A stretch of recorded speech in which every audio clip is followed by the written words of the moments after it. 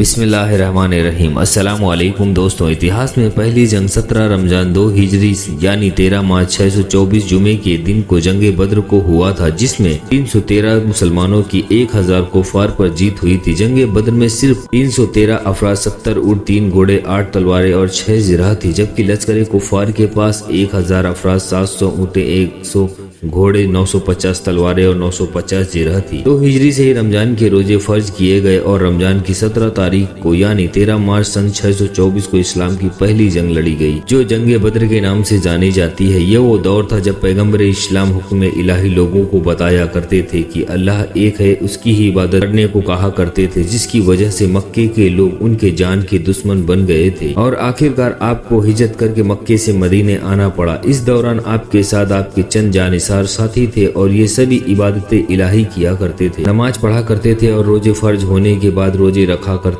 تھے اور ہر کام اللہ کی رضا سے کیا کرتے تھے۔ تمام تکلیفوں کے باوجود صبر کیا کرتے تھے، مگر خود کبھی آگے بڑھ کر لڑائی نہیں کی۔ لیکن اس کے باوجود جب کفار نبی کریم صلی اللہ علیہ وسلم سے دشمنی کی غرض سے انہیں نقصان پہنچانے کی لگاتار کوشش کی تو اللہ نے اپنے پیارے نبی صلی اللہ علیہ وسلم کو حکم دیا، اے نبی، جو تمہیں تکلیف پہنچائے تم اس سے جنگ کرو۔ اس کے بعد اسلام کی تاریخ میں سب سے پہلی جنگ لڑی گئی، مسلم سینا اور مکہ کے قریش قبیلوں کے بیچ آدھونک عرب کے حجاز چھیتر میں ہوا تھا۔ ابو جہل جو وہ بدبخت تھا جس نے اللہ کے رسول صلی اللہ علیہ وسلم کو برا بھلا کہا تھا، انہیں بہت تکلیفیں پہنچائی تھی۔ اس بدبخت کو جب اللہ کے رسول اور اس کے جانثار لوگوں کی خبر مل گئی تو اس نے سوچا کہ ان کی تعداد ہی کتنی ہے، مٹھی بھر، اس لیے اچھا موقع ہے سب کو ہلاک کرنے کا، تاکہ معاذ اللہ کوئی محمد صلی اللہ علیہ وسلم کے خدا کو ماننے والا ہی نہیں رہے گا تو اسلام کا ویسے ہی ختم ہو جائے گا۔ جنگ شروع ہوئی تو دشمنوں کی تعداد کئی گنا ادھک تھی، جس سے قریش قبیلوں والوں میں بہت سے لوگ کسی نہ کسی کے قریبی رشتہ دار بھی تھے، یہاں تک کہ کسی کا کوئی باپ تھا تو کوئی چاچا ماموں تھے۔ اس جنگ میں اسلام کے چاروں خلیفہ بھی موجود تھے، ان میں مسلم سیناؤں کے نیترتو پیغمبر محمد صلی اللہ علیہ وسلم نے کیا، تو دوسری طرف پیغمبر اسلام کے ساتھ ان کے صرف 313 ساتھی تھے، جن میں سے زیادہ تر افراد لوگوں نے کبھی جنگ لڑی ہی نہیں تھی، یہاں تک کہ جنگ کے کسی قسم کے ساز و سامان بھی نہ تھے۔ آپ کو بتا دیں کہ بدر مدینہ منورہ سے تقریباً 80 میل کے فاصلے پر ایک گاؤں کا نام ہے، جہاں زمانہ جاہلیت میں سالانہ میلہ لگتا تھا، یہاں ایک کنواں بھی تھا، اسی کے نام پر اس جگہ کا نام جنگ بدر رکھا گیا۔ قرآن کی سورہ انفال میں تفصیل کے ساتھ اس کا ذکر ہے اور اس جنگ میں مسلمانوں کی فتح مبین کے بارے میں ارشاد فرمایا ہے کہ القرآن، اور یقیناً اللہ تبارک و تعالیٰ نے تم لوگوں کی مدد فرمائی بدر میں جب تم لوگ کمزور تھے اور بے سر و سامان تھے، تم لوگ اللہ سے ڈرتے رہو تاکہ تم لوگ شکر گزار ہو جاؤ۔ اللہ اکبر، جس میں 70 کفار سے جہنم نصیب ہوئے اور 70 کے لگ بھگ پکڑے گئے اور باقی میدان چھوڑ کر بھاگ گئے۔ کل 14 صحابہ رضی اللہ تعالی عنہم شہید ہوئے اور کفاروں پہ اتنا خوف طاری تھا کہ جیسے 1000 ہو کر بھی 313 سے خوف کھا رہے تھے، اور صحابہ کرام کو یہ یقین تھا کہ میرے نبی صلی اللہ علیہ وسلم کی دعا خالی نہیں جا سکتی۔ حضور اکرم صلی اللہ علیہ وسلم نے تو ایک دن پہلے ہی فرما دیا تھا کہ کل کون کون کافر کہاں کہاں مرا پڑا ہوگا۔ بالکل ہوا وہی، جن جگہوں کی حضور نے نشاندہی فرمائی تھی وہ کافر اسی جگہ پر ہی مرا، 1 انچ بھی ادھر سے ادھر نہیں کھسک پایا۔ اللہ تبارک و تعالی نے جنگ بدر کے دن کا نام یوم الفرقان رکھا، جس دن کے بعد اسلام کی عزت و اقبال کا پرچم اتنا بلند سر بلند ہو گیا کہ کفار قریش کے عظمت و شوکت بالکل ہی خاک میں مل گئی۔ حضور صلی اللہ علیہ وسلم نے جب بدر میں نزول فرمایا تو ایسی جگہ پڑاؤ ڈالا جہاں نہ کوئی کنواں تھا، نہ کوئی چشمہ اور نہ ہی کوئی زمین اتنی ریتیلی تھی کہ گھوڑوں کے پاؤں زمین میں دھستے تھے۔ یہ دیکھ کر حضرت حباب بن منذر رضی اللہ تعالی عنہ عرض کیا، یا رسول اللہ صلی اللہ علیہ وسلم، پڑاؤ کے لیے آپ جس جگہ کو منتخب فرمایا ہے یہ وحی کی روح سے ہے یا فوجی تدابیر سے؟ آپ صلی اللہ علیہ وسلم نے فرمایا، اس بارے میں کوئی وحی نہیں اتری۔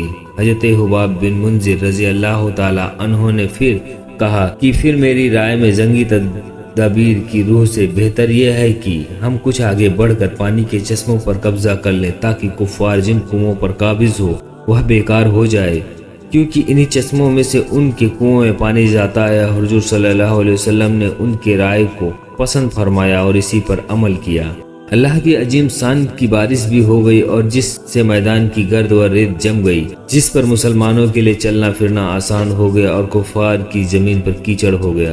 जिससे उनको चलने फिरने में दुश्वारी हो गई और मुसलमानों ने बारिश का पानी रोक कर जा बजा हौज बना लिए ताकि यह पानी गुस्ल और वजू के काम आए। इसलिए एहसान को खुदा ने कुरान पाक में इस तरह बयान फरमाया है, अल कुरान, और अल्लाह ने आसमान से पानी बरसा दिया ताकि वह तुम लोगों को पाक करे।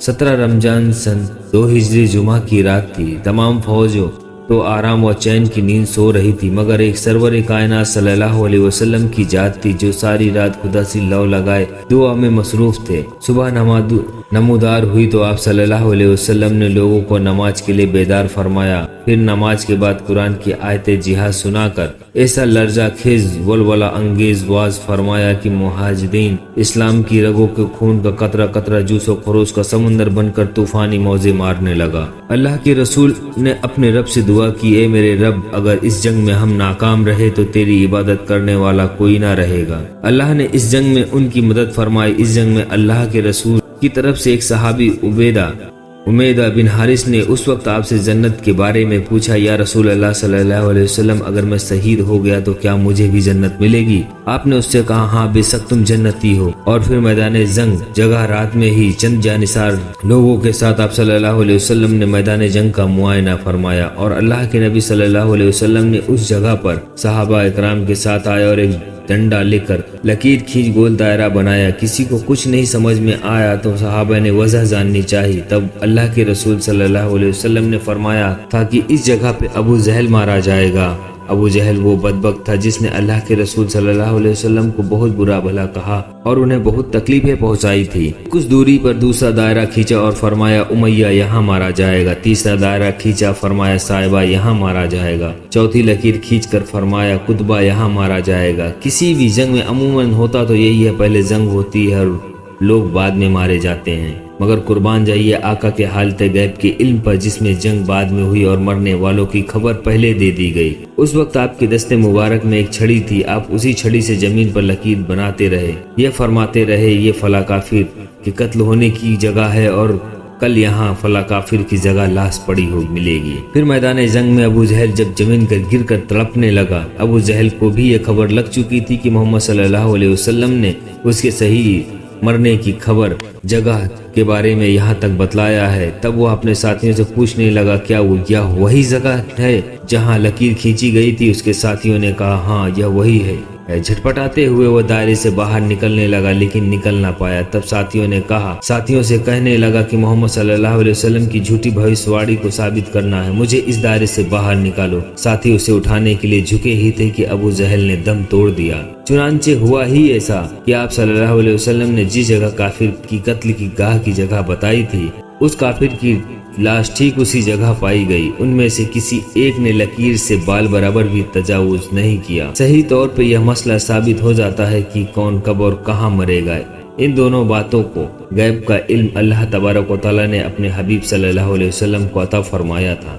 जंग बद्र में अबू सुफियान के 3 बेटे इस्लाम के मुखालिफत में लड़े, मुआविया, हंजला व अम्र। हंजला हजरत अली रजी अल्लाह ताला अन्हु के हाथों कत्ल हुआ, अम्र कैदी बना और मुआविया मैदान से भाग गया। इस जंग में 70 कुफार शहीद हुए, इतने ही घायल हुए, कुछ को कैदी बनाया गया, कुछ को बंदी, तो कुछ जान बचाकर भाग गए। अल्लाह के रसूल की तरफ से जंग करने वालों में 6 मुहाजिर, 8 अंसारी शहीद हुए और आखिरकार हक की जीत हुई।